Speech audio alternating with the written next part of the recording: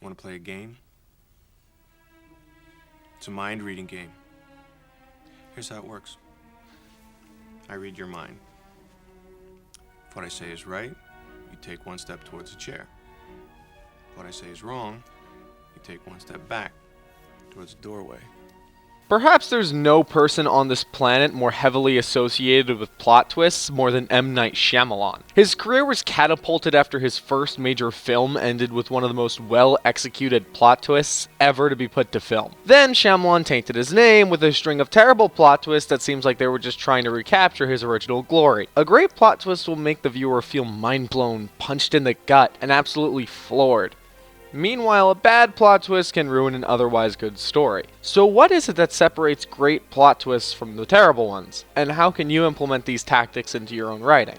Also, in case it isn't obvious enough, I'm going to be spoiling the literal shit out of The Sixth Sense and The Village. In my opinion, a truly great plot twist needs to incorporate three things in order to maximize how effective it is. Giving the audience clues, logical consistency, and character change are crucial in distinguishing a great plot twist from cheap shock value. Giving the audience clues. There needs to be little breadcrumbs laid throughout the story so that the audience can hypothetically call the twist before it happens. Basically, the audience needs enough information to be able to theorize throughout the entire story. The difficult thing here is that you need to give the audience these clues, but they need to be subtle enough so that it isn't a dead giveaway. I think I know what's causing this. You do? It's the plants. The Sixth Sense follows the story of Dr. Malcolm Young, who is a child psychologist. In the opening scene, we see an old patient break into his house and shoot him. Following this, Dr. Malcolm helps Cole Spear with his ability to see dead people. The dead people Cole sees sometimes don't know that they're dead and just need Cole's help to pass on. I see dead people walking around like regular people. They don't see each other. They only see what they want to see. They don't know they're dead. The big twist in the movie is that Malcolm is actually dead in the opening scene, and he was one of the dead people that Cole needed to help pass on. We as the audience have all the puzzle pieces laid out for us, but we just don't realize it yet. Someone could totally predict that given the gunshot wound Malcolm suffered from, that he could easily be dead. Now on to The Village. In The Village, we follow a village set in the 1800s. Nobody can leave the village because the forest surrounding them is filled with monsters. The big twist is that the monsters were just elders in the village dressed up to scare people from leaving, because it turns out that the movie actually takes place in modern day. There are just physical barriers stopping people from entering the land, and all the people in the village were tricked into not knowing what the outside world looks like. You came from the woods. What a twist! Sure, maybe you can predict that the monsters are humans in costumes, but there's absolutely nothing in this movie that would suggest that they live in modern day. The audience can't suspect this because it comes completely out of left field with no setup at all. Logical consistency. Basically, everything that happens in the story needs to have two potential meanings. The movie has to make sense as someone watches it for the first time without knowing what the twist is. Then, when someone revisits the story knowing everything that happens, it still needs to make sense with this new information. This has to be the most fun aspect of the twist because it makes the story seem like two completely different stories upon repeat viewings. The Sixth Sense works perfectly upon repeat viewings. Upon first viewing, we think that Malcolm's wife is being distant because their marriage is dwindling. On the second viewing, we realize that she is really just a widow mourning the loss of her beloved husband. I miss you. I miss you too. On first viewing, we see Malcolm's wife pull a blanket up because she's cold. On the second viewing, we realize that Ghost caused the temperature to go down, so when he goes near her, she needs to bundle up. On the first viewing, we think that Malcolm's wife is cheating on him, but she's taking it slow with this guy because she's married. Upon second viewing, we realize that she's really a widow who's making steps to put herself out there into the dating pool again. While watching The Village a second time, you realize that it's filled with plot holes. If the creatures were just people in suits, why are they growling like monsters?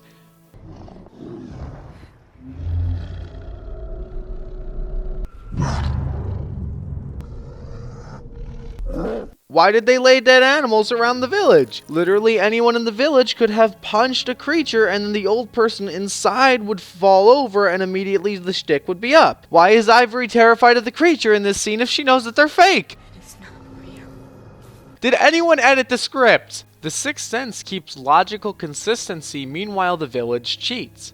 When rewatching The Sixth Sense, you realize that after the first scene, the only person to acknowledge Dr. Malcolm's existence is Cole. In the anniversary date scene, the chair doesn't even move when Malcolm sits down. None of the waiters or patrons or even his wife looks up at him. Nobody talks to him. This is consistent throughout the entire movie.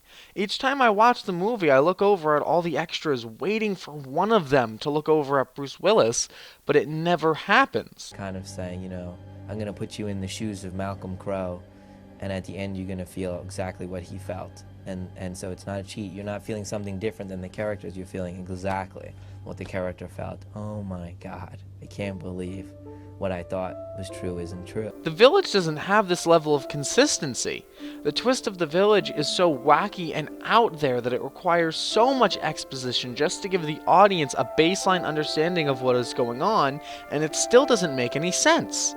Character change. This is a lesser appreciated aspect of twists, but it's still important. The twist needs to evoke some kind of change within the characters. The revelation that Dr. Malcolm is dead allows him to pass on to the afterlife gracefully. The twist in the village makes the elders of the village look like omniscient gods and everyone else look like brain-dead morons. This just does not make me like these characters anymore. In fact, it makes the characters even worse off because of it. So the twist needs to enrich character, not take away from it. If the twist doesn't evoke any change in the characters, then I really have to ask what the point of your twist is. If the twist has no impact on the characters themselves, then how do you expect the twist to have an impact on the audience? Man, you're a slob. Yeah, but it all has a system, Dave. It all makes sense when you look at it right. You gotta, stand back from it, You wanna see a real horror show? See my garage.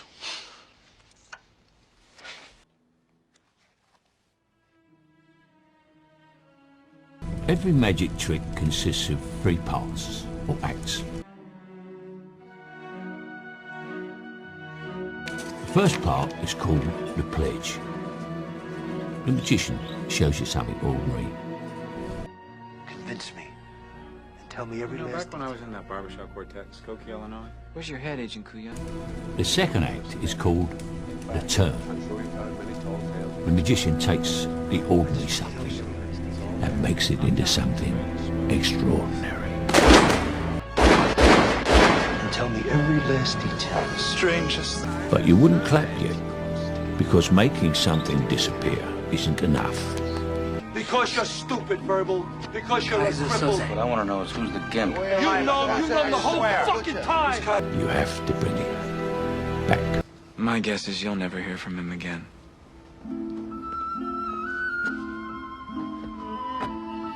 The greatest trick the devil ever pulled was convincing the world he didn't exist. And like that, he's gone.